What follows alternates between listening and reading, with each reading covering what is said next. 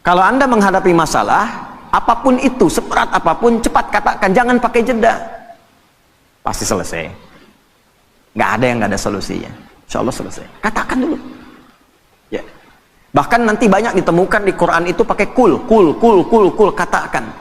Jadi kalau hati kita masih ragu, belum keluar, keluarkan dengan lisan, katakan dengan lisan.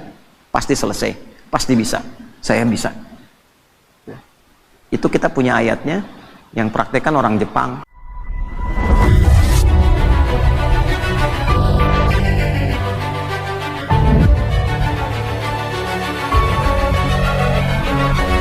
Semua masalah yang kita hadapi bisa diterima oleh jiwa kita. Ini kalau bukan yang ciptakan Allah, Pak. Konslet diri kita ini. Dispenser pencet terus, pencet, mati, hilang panasnya itu. Siapa yang masak mie tadi yang basahnya dingin tuh? Hah? Coba terus, mesin mobil digeber terus, geber, rusak. Ini kalau bukan Allah yang ciptakan, nggak bisa nampung masalah banyak ini. Nah, Allah ingin menunjukkan lewat kuasanya, dikasih masalah itu untuk menunjukkan, tuh ini ciptaan saya, setiap masalah terima. Cuma ternyata latihan masalah itu pada akhirnya untuk memberikan kemudahan kepada kita, melapangkan kembali jiwa kita sehingga masalah di masa depan yang lebih besar bisa kita terima dengan mudah. Kalau nggak pernah latihan kaget, Pak. Nggak pernah latihan kaget. Ya, belum nikah nggak pernah punya masalah, begitu nikah besoknya langsung pisah. Nggak pernah menerima masalah.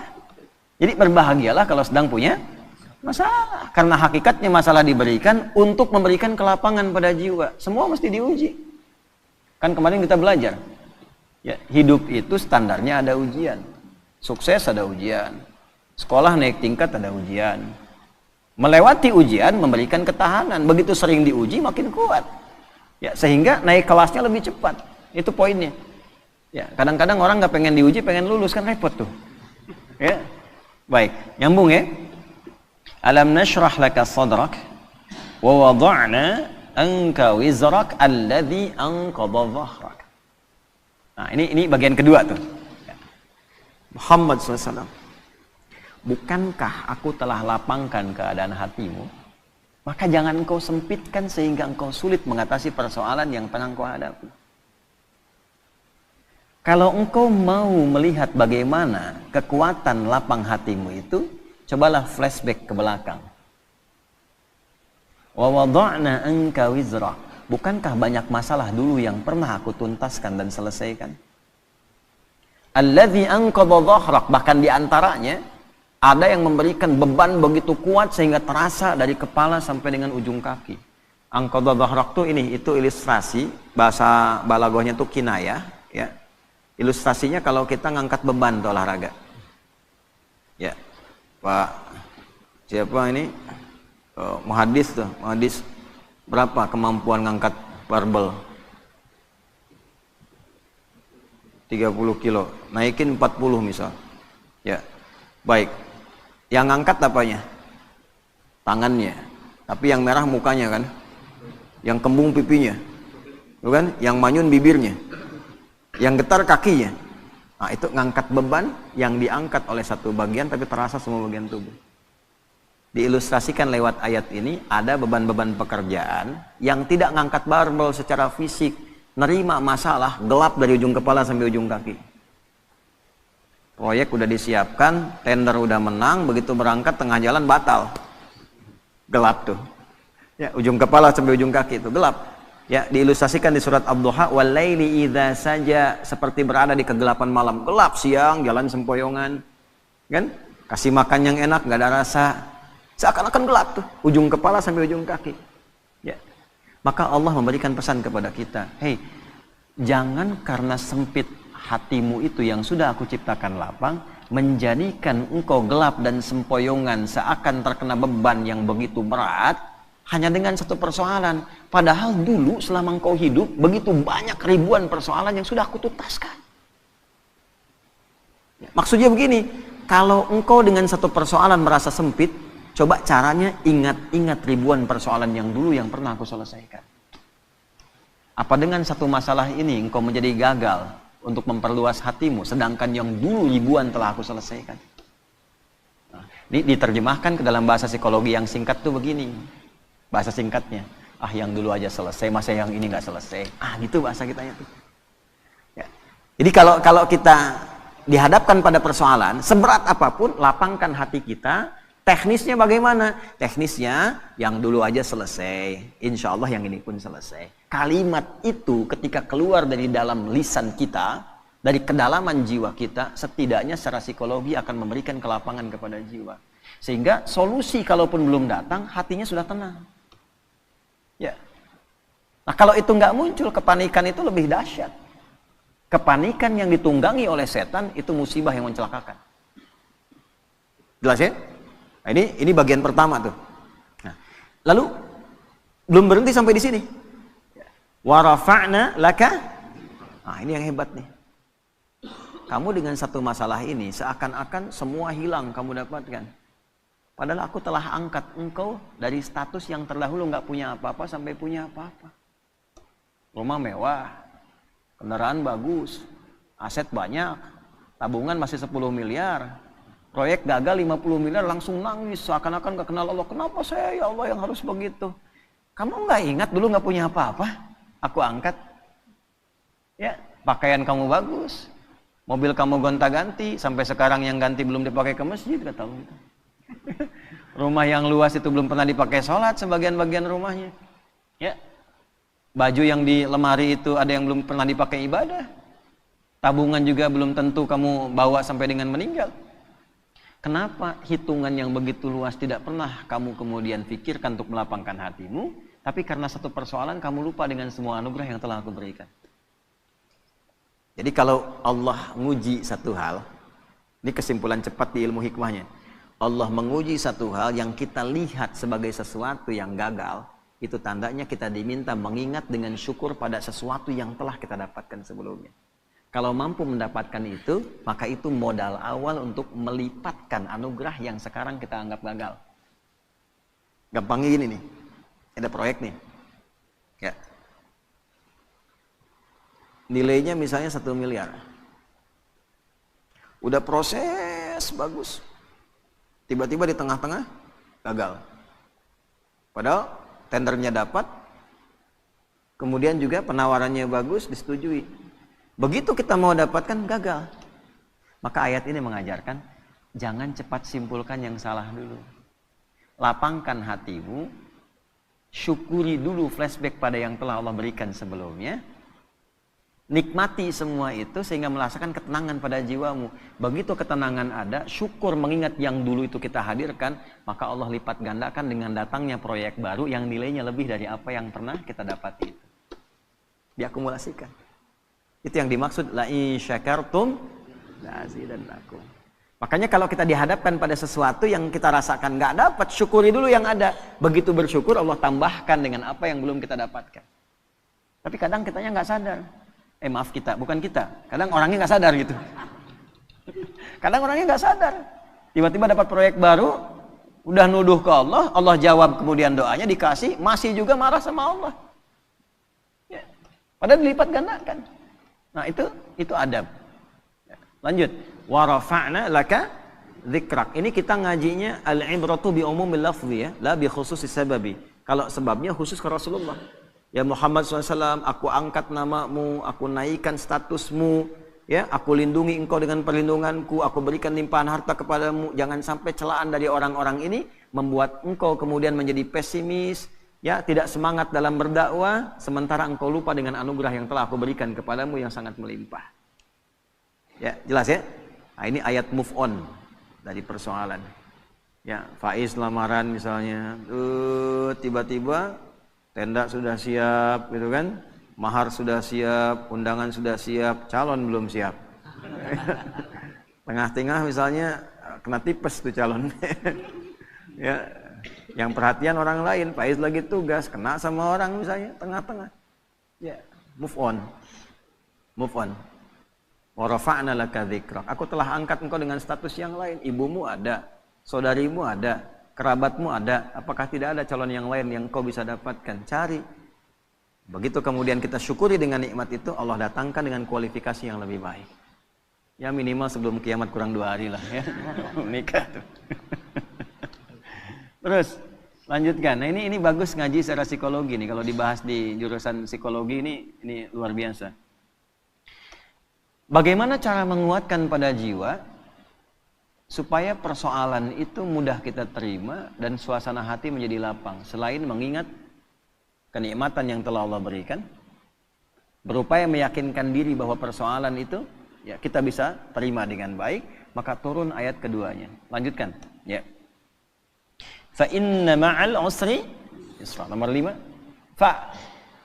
Kita ngaji pakai ilmu nahwu ya. Fa harfu atfin rabitin baina syai'aini bila hudud. Huruf perangkai dua peristiwa. Jadi ada peristiwa pertama, peristiwa kedua, peristiwa 1 dan 2 disambungkan tanpa jeda. Nyambung. Contoh. Nabi Zakaria berdoa kepada Allah. Minta dianugerahkan keturunan. Dilakukan dalam sholat. Surah Ali Imran di ayat 38. Hunalika da'a Zakaria rabbah qala rabbi habli min ladunka dzurriyyatan thayyibah innaka sami'un du'a. Itu masih berdiri doanya. Jadi sholat berdiri minta sama Allah, ya Allah, orang-orang memvonis aku nggak akan punya keturunan. Secara medis istriku divonis maaf monopus dan mandul. Kata orang nggak mungkin. Karena makhluk memvonis tidak mungkin, aku serahkan kepadamu yang semuanya menjadi mungkin. Engkau pemberi tanpa batas, namanya Wahhab. Nah ini adab dalam Quran, kalau ada orang memvonis, ini nggak mungkin, ini nggak bisa, itu tanda dari Allah. Tinggalkan opini manusia, karena Allah memberikan tanda untuk langsung minta kepadanya, dan Allah ingin mengabulkan tanpa campur tangan makhluk. Itu cara bacanya begitu.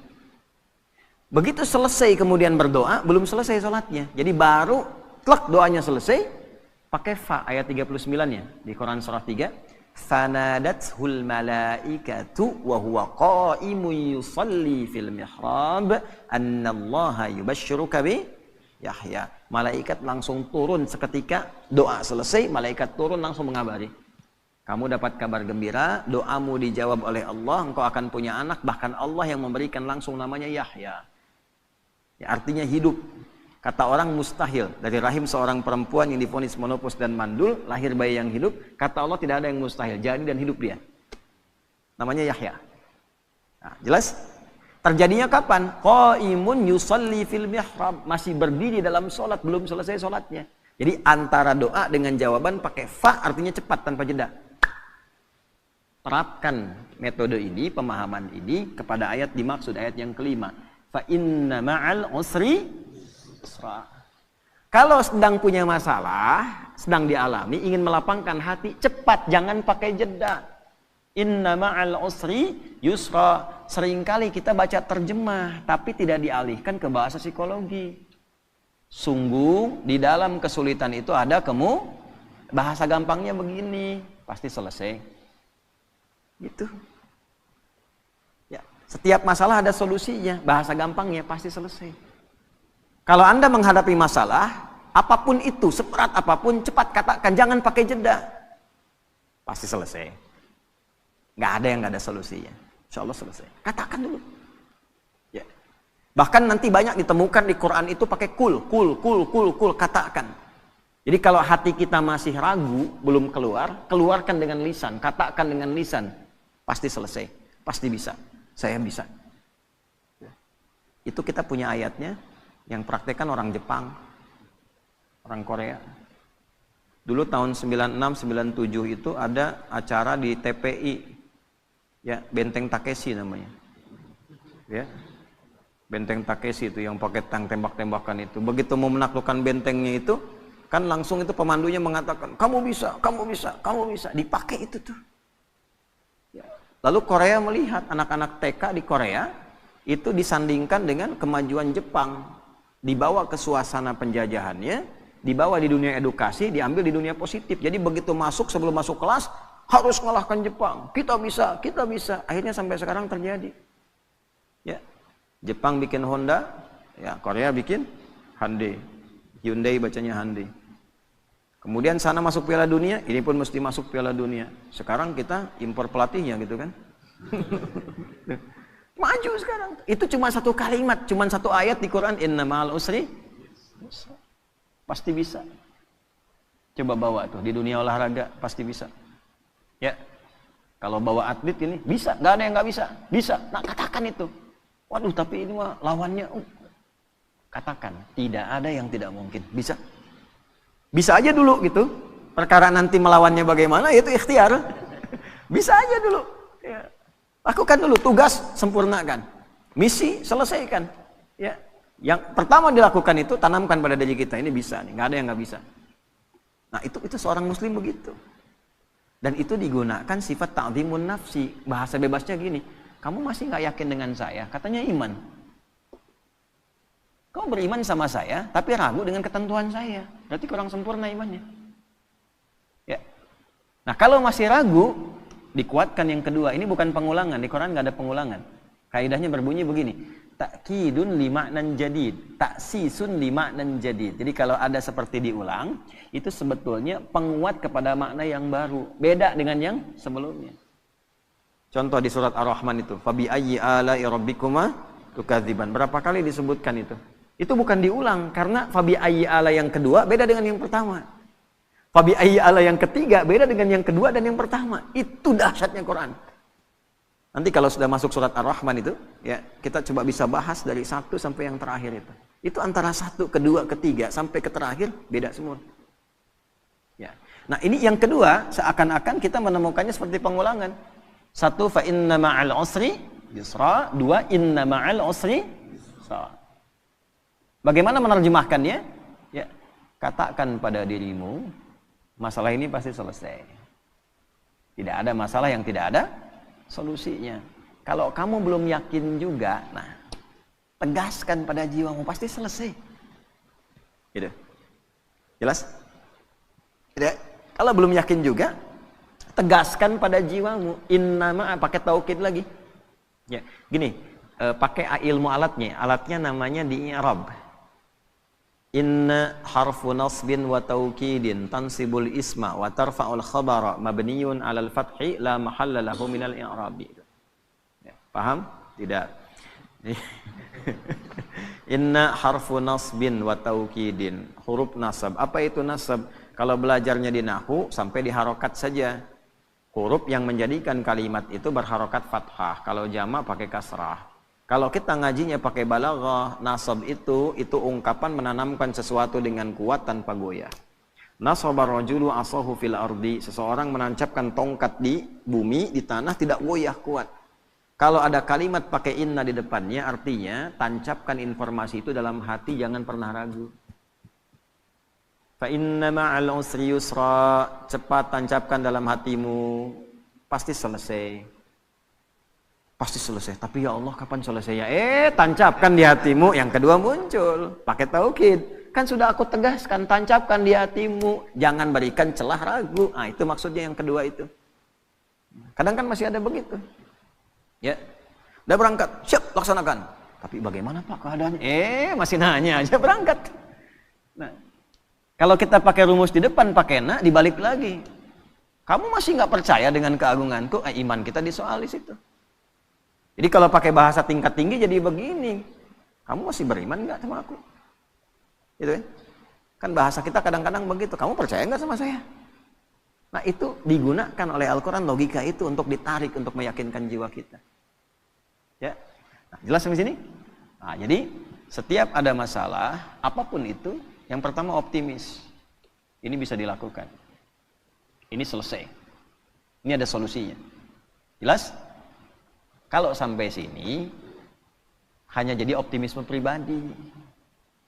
Solusi belum tentu datang. Cuman sampai ke ketenangan.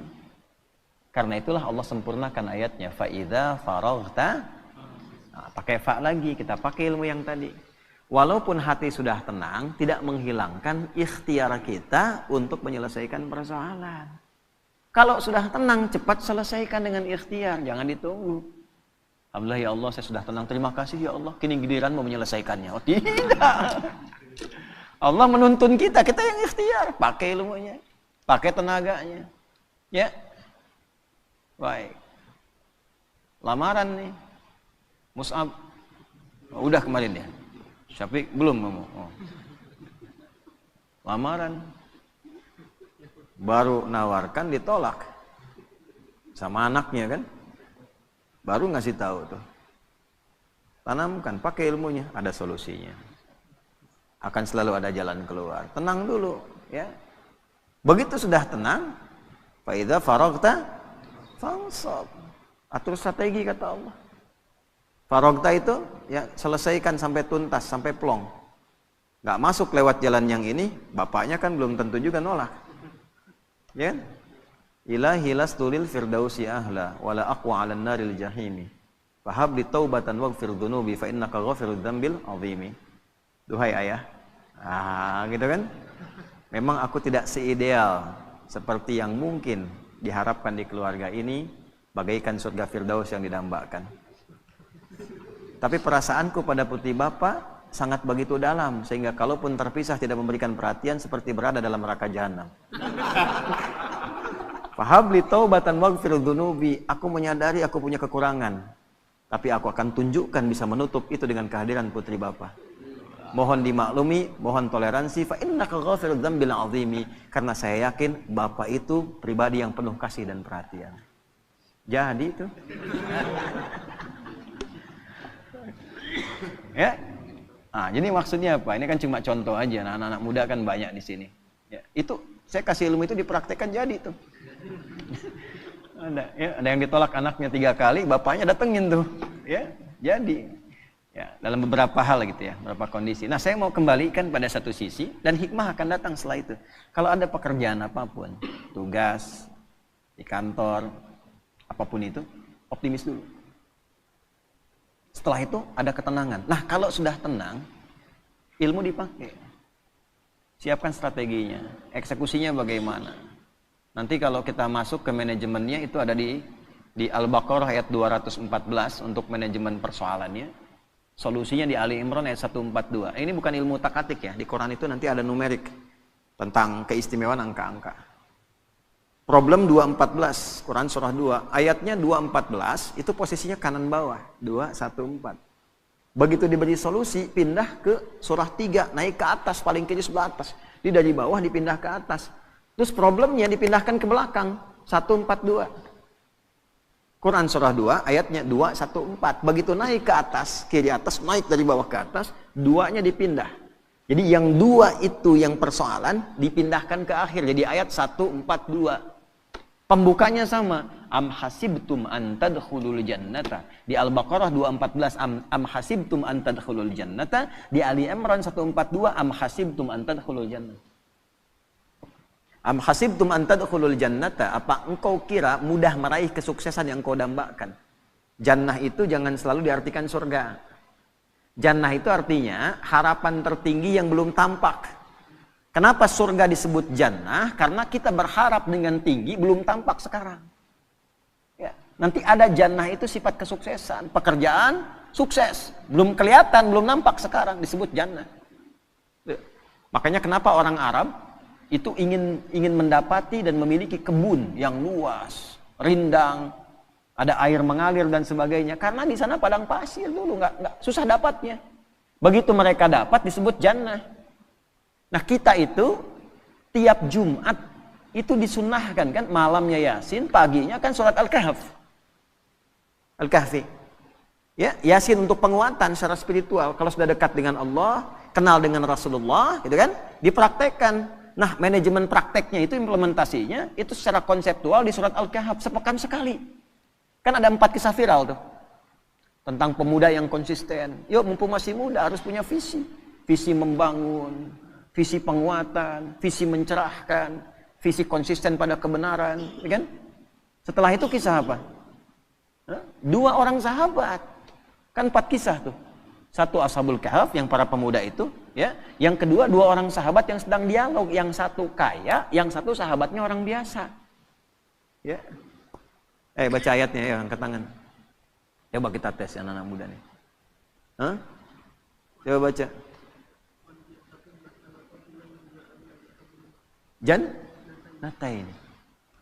Wadrib lahum mathalar rajulaini. Muhammad kasih contoh tentang kisah dua orang viral. Ya, yang salah satunya sukses dan kaya. Kekayaannya digambarkan dengan kata jannah. Jadi kita kerja, pengen punya aset, pengen punya omset yang tinggi, belum dapat. Nah itu jannahnya dunia. Belum tampak.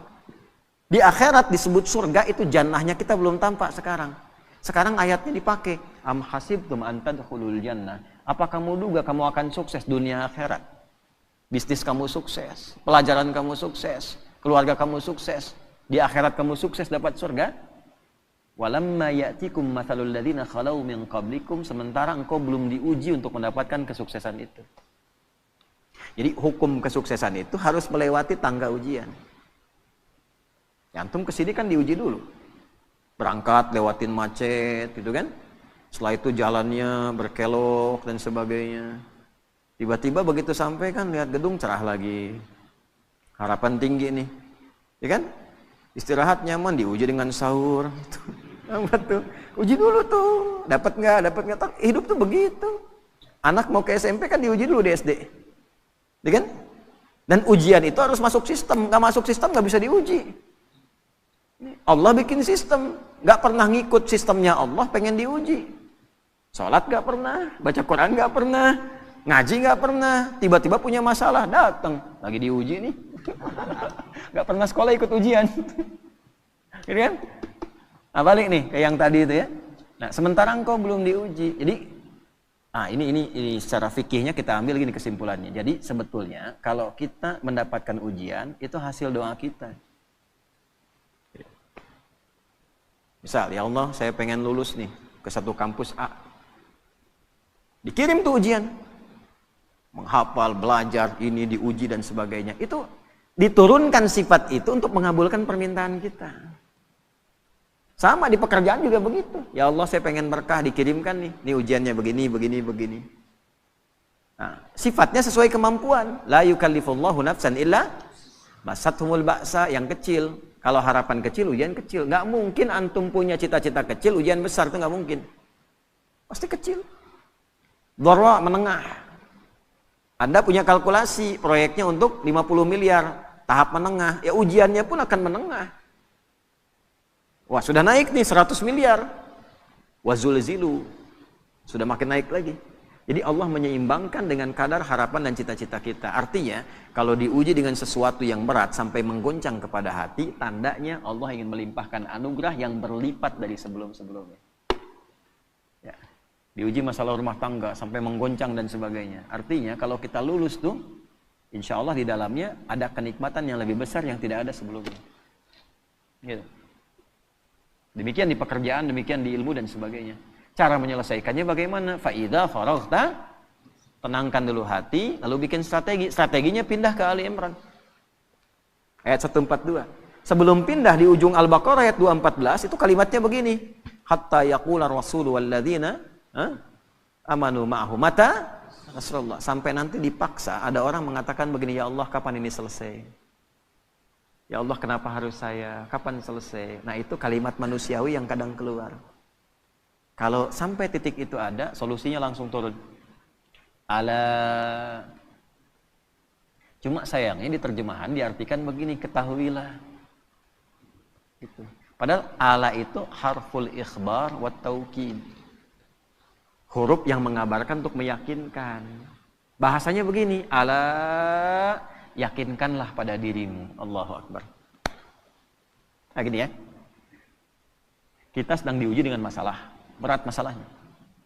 Kita ngadu, ya Allah, sampai kapan ini berakhir? Turun jawaban, ketahuilah. Dengan yang kedua, turun jawaban, yakinkanlah pada dirimu. Kira-kira lebih berdampak mana? Satu atau dua? Ala inna nasrallahi qarib. Yakinkanlah pada dirimu. Aku tegaskan, tanamkan pada hatimu yang paling dalam, jangan pernah ragu. Pertolonganku akan segera datang untukmu. Bagaimana menjemputnya? Ya, kalau dijemput kan lebih cepat. Ya, penghulu datang, ditelepon lagi, di mana Pak? Gitu kan, dalam perjalanan itu baru jalan dari rumahnya ke depan pagar. Dalam perjalanan. Sekarang kan banyak begitu kan? Di mana? Sudah on the way. On the way itu betul, itu jalan, baru jalan, belum sampai ke pangkalan. Gitu ya. Makanya dipastikan dijemput supaya nggak telat. Cara menjemputnya bagaimana? Am hasibtum, dibuka dengan kalimat yang sama. Am hasibtum an tadkhulul jannata walamma ya'lamillahu alladhina jahadu minkum wa ya'lamas sabirin. Itu yang 142. Pindahkan problemnya 2 ke ujung jadi 142. Cara mindahkannya bagaimana? 1, jahadu, turunan kata al-juhdu. Juhdu itu kesungguhan, keseriusan. Jadi kalau pengen sukses, sungguh-sungguh. Ini yang belajar-belajar nih, kalau pengen jadi ulama serius. Makan serius. Ada nasi mie diburu. Serius nungguin. Ngapalin Quran gak serius. Baru 2 ayat ngantuk tidur. Serius. Kan? Ngaji kitab gak serius. Makanya kitab setengah-setengah. Keluar fatwa kencang, begitu baca halaman berikutnya berubah. Serius, belajar serius. Pengen sukses, karir serius, sungguh-sungguh. Ya, pengen sukses pekerjaan, serius, sungguh-sungguh. Ya, double, terus double, optimalkan, serius. Bagaimana membangun keseriusan itu? Nah, itulah indahnya Quran, tuntas. Ini bukan cuma serius, tapi bagaimana langkahnya? Ada 3 turunannya.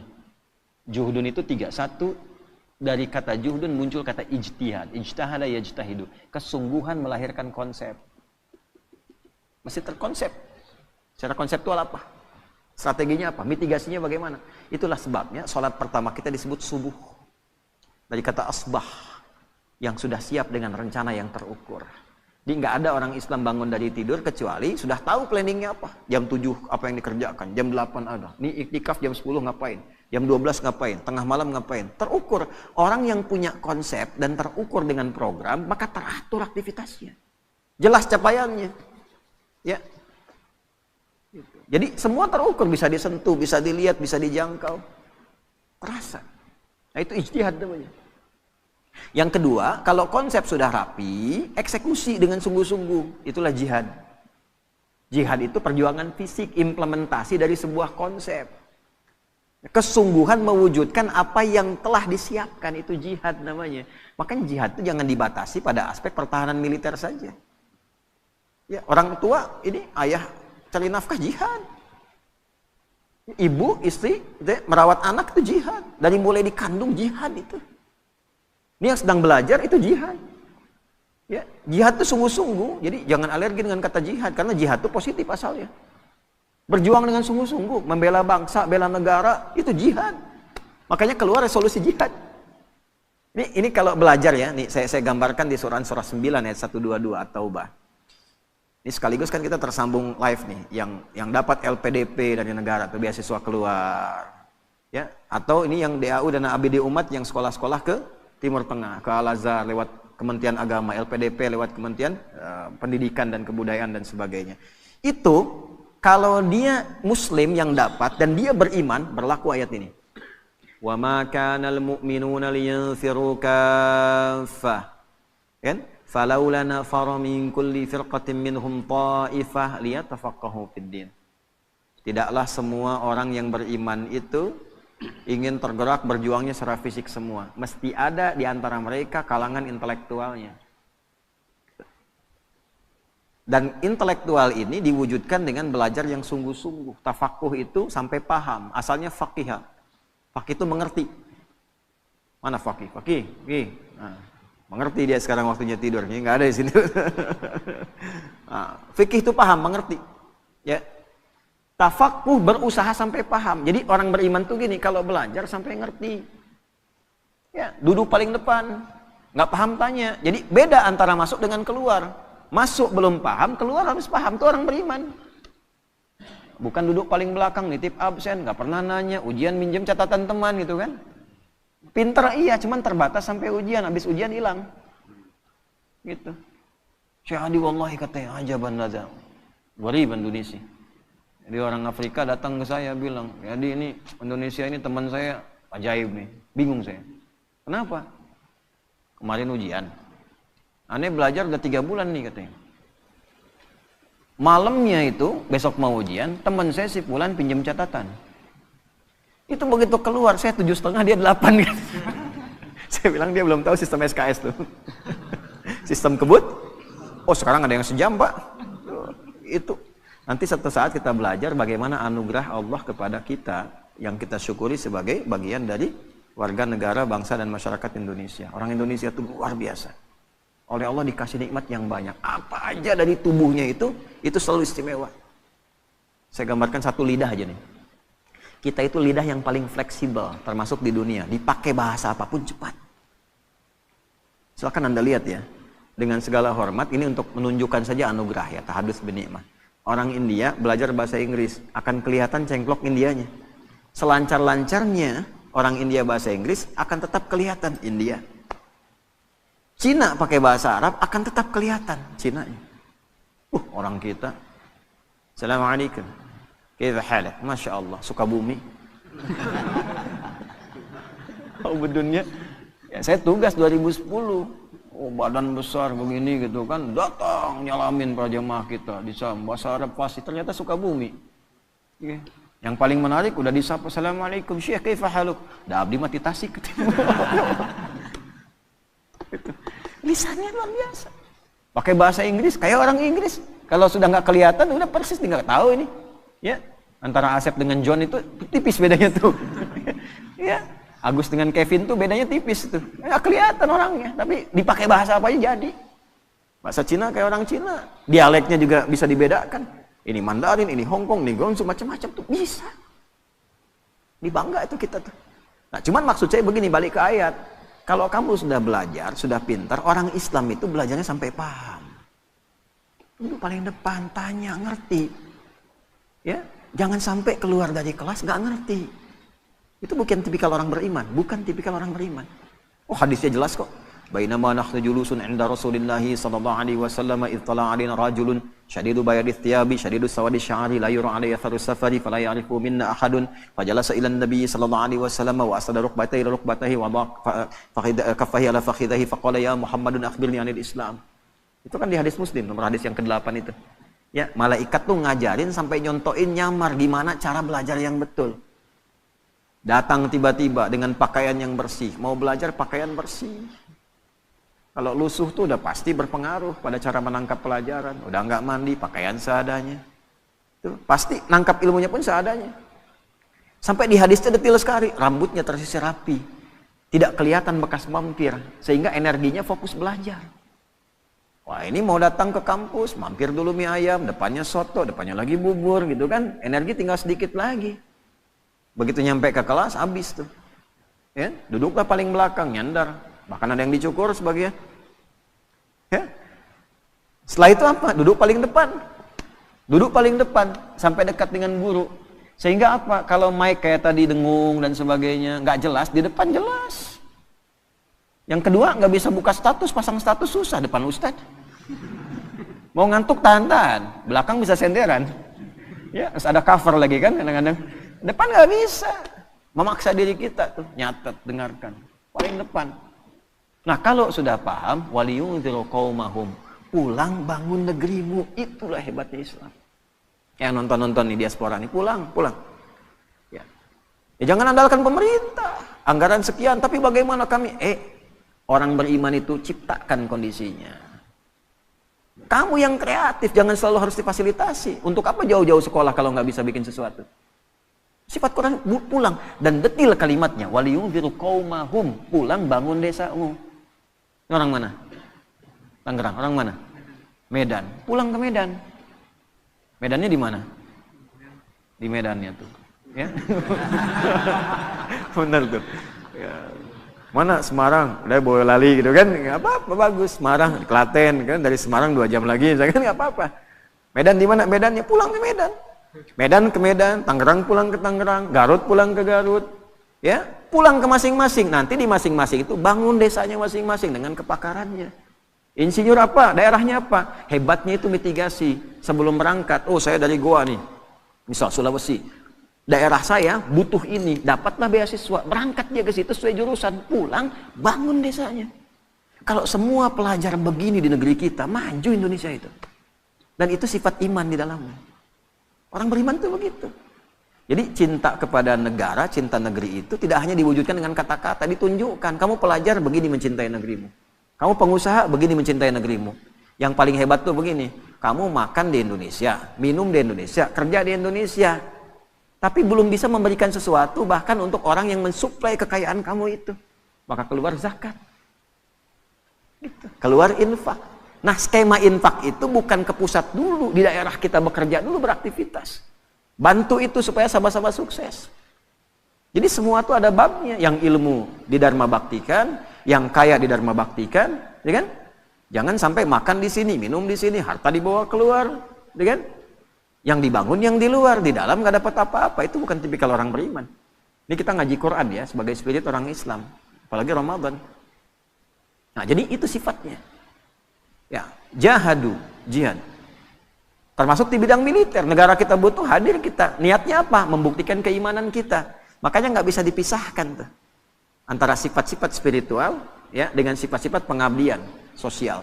Dan bersyukurnya di negara kita difasilitasi dasar negaranya. Pasal 29 ayat 1, negara berdasar atas ketuhanan yang Maha Esa, diwujudkan di Pancasila, ketuhanan yang Maha Esa. Implementasinya apa? Ada kemanusiaan, ada persatuan, ada kerakyatan, ada keadilan. Tapi tidak mungkin terwujud kalau tidak ada ketuhanan. Nah, orang Islam memahami itu bagaimana? Di semua bidangnya. Kalau pelajar berketuhanan, belajar yang benar, pulang, bangun negeri. Ya. Bisnis, sukses, pulang, bangun. Kepakarannya dharma baktikan. Tanya apa yang bisa saya berikan. Itu poinnya. Jelas? Nah, tidak salah kalau mau di luar cari pengalaman, silahkan. Tapi pada akhirnya mesti ada niat untuk kembali membangun. Karena yang ditanya itu adalah amanat tempat kita berpijak. Nah, yang paling sekarang harus diluruskan itu adalah yang sekarang dicitrakan, dipotret.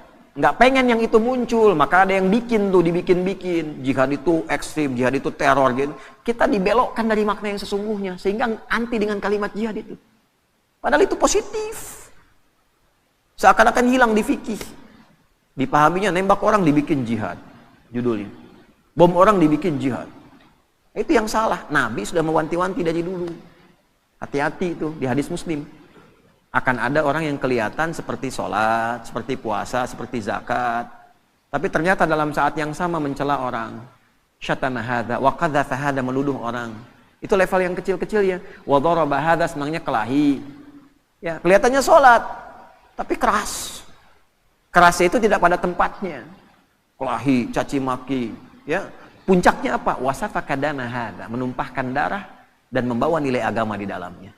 Tembak orang, Allahu Akbar, bom orang, Allahu Akbar. Itu Nabi sudah bilang 15 abad yang lalu.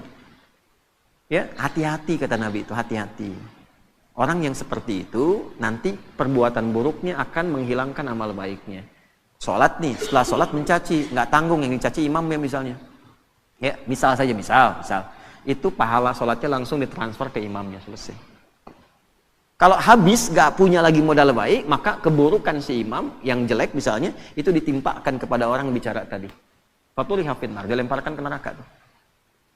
Ya, makanya waktu kejadian bom Jalan Tamrin itu, wah, meledak tuh. Tuh, saya dapat pertanyaan, Ustaz, apakah bom di Jalan Tamrin termasuk jihad fisabilillah? Bilang, Mas, sependek pengetahuan saya, jihad fisabilillah itu jihad di jalan Allah, bukan di Jalan Tamrin. Nah, itu ya, penting belajar itu tuh. Iyakum wa iyahum, kata Nabi akan muncul nanti kita itu pada bingung. Ada orang gelarnya sama semua, ustadz semua tuh. Ustadz, bisa kiai, bisa macam-macam. Itu banyak nanti hal seperti itu terjadi.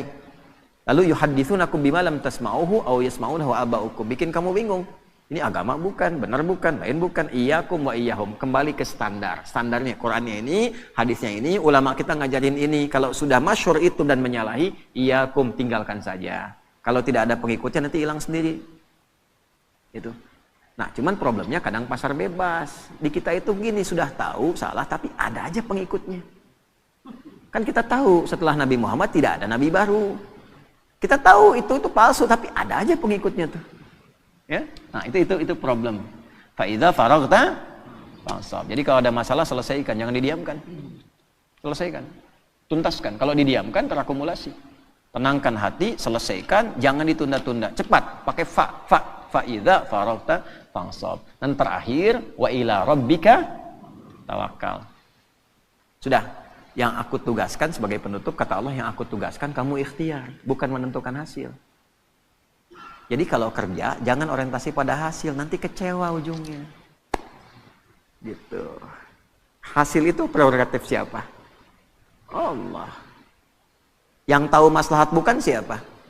Yang tahu baik tidak siapa? Kan kita cuma pengen aja, tapi belum tentu itu baik untuk kita. Karena itu tawakal penting, serahkan pada Allah. Nah, mampir kita setelah kerja, datang ke masjid atau sholat 2 rakaat, bilang, lakukan, ya Allah, saya sudah berikhtiar seperti apa yang telah Engkau perintahkan, dan saya bertawakal seperti apa yang telah Engkau janjikan.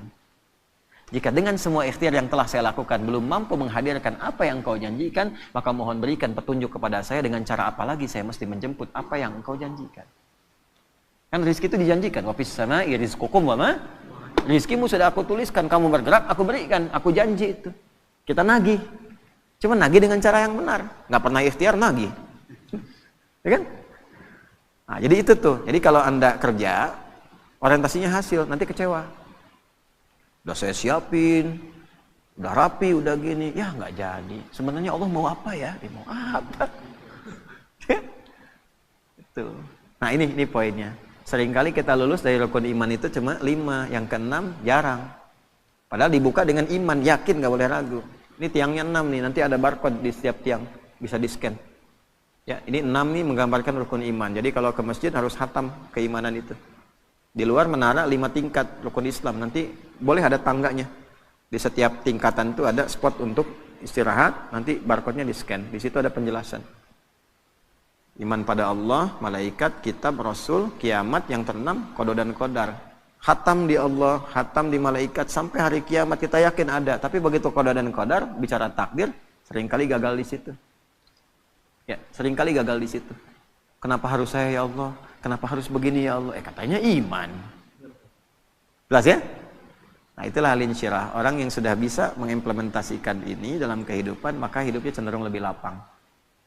Cenderung lebih tenang. Dan sebagai penutup, kadang-kadang ketenangan itu lebih mahal dibandingkan harta yang kita buru dan kita ingin dapatkan. Mas, ya. Pilih mana tuh? Kaya tapi gelisah atau miskin tapi tenang? Udah 2 aja, nggak usah cari yang lain. Saya tahu pengen kaya dan tenang. 2 tuh kalau disuruh milih tuh. Ya kan tadi saya udah bilang cuma 2 pilihannya. Tapi kan manusia selalu mencari alternatif kan? Kan rumusnya gitu. Kalau terjebak dilema di antara 2 cinta, cari yang ketiga gitu kan? Ya. Artinya apa? Tenang itu penting. Karena itu sakinah didahulukan sebelum mawaddah. Ya. Wa ja'ala bainakum mawaddah. Tapi sakinah dulu, litaskunu ilaiha. Makanya singkatannya samara. Bukan masara. Ya kan, samara, sakinah dulu baru mawaddah. Dan mawaddah itu kan cinta kasih yang dibangun dengan kebutuhan-kebutuhan materi. Ya, di balik materi ada cinta. Istri cemberut, datang dengan materi, kasih gelang 2 kilo, sembuh lagi tuh. Itu materi itu. Ya, pulang bawa bunga, Pak Ahmad bawa bunga pulang tuh. Wah, berbunga-bunga hati. Ya kan? Apalagi dengan emas, beremas-emas tuh. Jadi materi itu membawa cinta, tapi sementara. Sementara. Ya, rahmat itu perhatian yang dalam. Tapi kenapa sakinah duluan? Harta kalau dikumpulkan, tapi tidak membawa ketenangan, hampa kehidupan rumah tangga. Betapa banyak orang kaya yang pisah. Betapa banyak yang kaya yang sengketa. Kenapa? Karena tidak ada ketenangan. Suami sibuk, istri sampai kurang perhatian. Istri sibuk, suami kurang perhatian. Padahal semua mencari, harapannya ingin kebahagiaan, karena yang dicari mawaddah dulu sebelum sakinah. Nah, sakinah itu ketenangan. Kita itu ngaji, kita sholat untuk tenang. Sebetulnya kalau orang sholat dapat modal itu, tinggal nanti dimudahkan untuk mawaddah. Makanya orang kalau rajin sholatnya, rajin baca Qurannya, cenderung tenang keadaan hidupnya, damai. Apapun yang dikerjakan, solusi gitu. Alhamdulillah di kita itu masih konsisten sholat sampai ke kampung-kampung. Makanya gampang memadamkannya, tenangnya tuh gampang gitu ya. Di tempat-tempat lain nggak mudah. Jepang agak susah sholat. Begitu banjir dikit, langsung bunuh diri tuh. Konslet dikit, bunuh diri tuh.